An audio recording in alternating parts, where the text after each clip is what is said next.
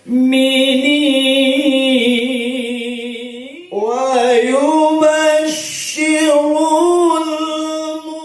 kesempatan ini, perkenankan kami menyampaikan laporan penyelenggaraan dasar penyelenggaraan Undang-Undang RI Nomor 1 Tahun tentang Ketenagakerjaan.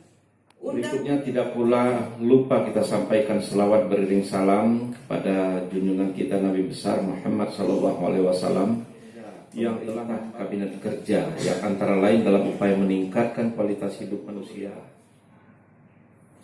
Usaha-usaha tersebut pada dasarnya telah tercantum dalam Undang-Undang Nomor 1 Tahun 1978 tentang kesehatannya, sehingga dapat mewujudkan peningkatan produksi dan produktivitas kerja, melindungi agar dapat digunakan secara aman dan efisien. Dalam era global soal mata kita, kenapa daya tahan mata kita itu terbatas? Kita tidak melihat itu. Nah, kita akan belajar dan selamat kita sampai ke rumah. Saya kira anak istri kita kan nggak mau ketika kita pulang dalam keadaan sakit, ketika kita pulang punya banyak masalah. Kita penyebabnya itu 15 tahun yang lalu. Kita nggak tahu pemerintah, Bapak Ibu sekalian. Ini sekarang kita sudah bekerja, apalagi di akhir-akhir tahun seperti ini sudah lebih dari 8 jam kita, 500 orang. Itu ada 2.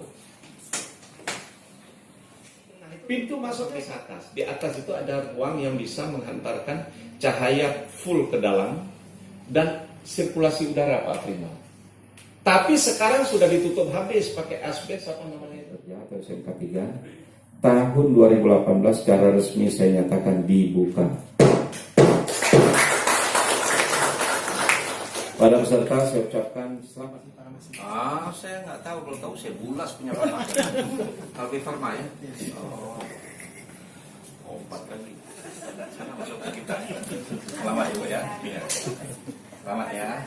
Rabbana lakal hamdu ka'azimi sultanik. Allahumma. Wabillahi taufiq wal hidayah. Wassalamualaikum warahmatullahi wabarakatuh.